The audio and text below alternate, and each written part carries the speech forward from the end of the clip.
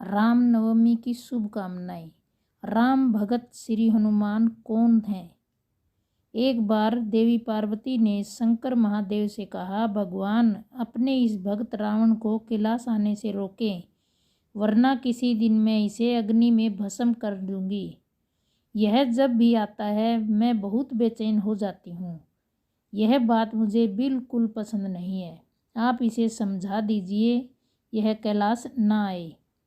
भगवान शिव जानते थे कि पार्वती सिर्फ उनके वरदान की मर्यादा के कारण रावण को कुछ नहीं कहती। वे चुपचाप उठकर बाहर आकर देखते हैं कि रावण नंदी में खलबली मचा रहा है। शिवजी को देखते ही वह हाथ जोड़कर कहता है, प्रणाम महादेव। आओ दशानन, कैसे आना हुआ? मैं बस आपके दर्शन करने आया हूँ महादेव। महादेव ने उसे समझाया, देखो रावण, तुम्हारा यहाँ आना पार्वती को बिल्कुल भी अच्छा नहीं लगता, इसलिए तुम यहाँ मत आया करो। महादेव ने, यह आप क्या कह रहे हैं? आपने ही तो मुझे किसी भी समय कैलाश आने का वरदान दिया है और अब आप ही अपने वरदान को वापस ले रहे हैं। ऐसी बात नहीं है रावण, लेकिन तुम्हारे क्रियाकलापों से पार्वती परेशान होती है और यदि किसी दिन उसने तुम्हें श्राप दे दिया तो मैं भी कुछ नहीं कर पाऊंगा। इसलिए बेहतर यही है कि तुम यहाँ मत आया करो, फिर आपका वरदान तो मीठा हो जाएगा। महादेव, मैं तुम्हें आज एक वरदान और देता हूँ। तुम जब भी मुझे याद करोगे मैं स्वयं तुम्हारे पास आ जाऊँगा, लेकिन तुम अब भी किसी भी परिस्थिति में कैलाश मत आना। अब तुम यहाँ से जाओ। पार्वती तुम्हें से बहुत रुष्ट है। और रावण चला जाता है। समय बदला। हनुमान रावण की स्वर्ण नगरी लंका को जलाकर राख कर देता है और रावण उनका भी कुछ भी नहीं बिगाड़ सकता। वे सोचते सोचते परेशान हो जाता है कि आखिरी इस हनुमान में इतनी शक्ति कहाँ से आई। रावण परेशान होकर पहले महल के शिव मंदिर में प्रार्थना आरंभ करता है। प्रार्थना से प्रसन्न होकर भोलेनाथ प्रकट हो जाते हैं। रावण अभिभूत होकर उनके चरणों में गिर पड़ते हैं। कहो दशानन, कैसे हो? शिवजी ने पूछा। आप अंतर्यामी है महादेव, सब कुछ जानते हैं प्रभु। एक अकेले बंदर ने मेरी लंका को और मेरे दर्प को भी जलाकर राख कर दिया है। मैं जानना चाहता हूँ कि यह बंदर जिसका नाम हनुमान है, आखिर यह कौन है?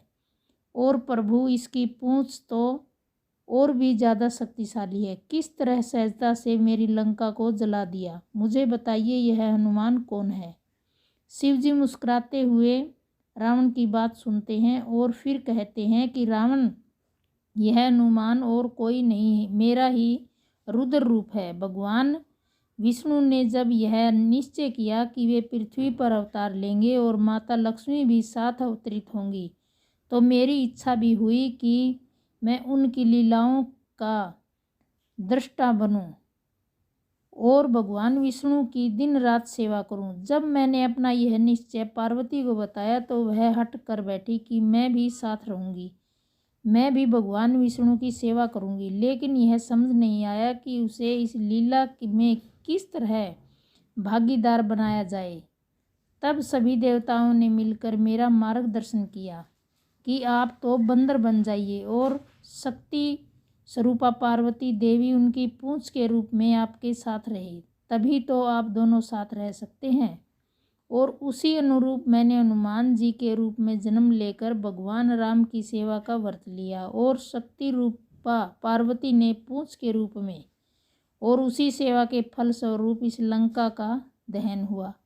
अब सुनो रावण, तुम्हारे उद्धार का समय आ गया है और श्री राम के हाथों तुम्हारा उद्धार होगा। मेरा परामर्श है कि तुम युद्ध के लिए सबसे अंत में आना, जिससे कि तुम्हारा समस्त राक्षस परिवार भगवान श्री राम के हाथों से मुक्ति प्राप्त करे और तुम सभी का उद्धार हो जाए। रावण को सारी परिस्थिति का ज्ञान होते ही वह युद्ध की तैयारी करता है और अपने पूरे परिवार को भगवान राम के समक्ष युद्ध के लिए पहले भेजता है और सबसे आखिरी में स्वयं मुक्ति प्राप्त करता है। आज रामनवमी के शुभ अवसर पर आप सभी को प्यार भरी राम राम तथा सभी के लिए मंगल एवं हार्दिक शुभकामनाएं।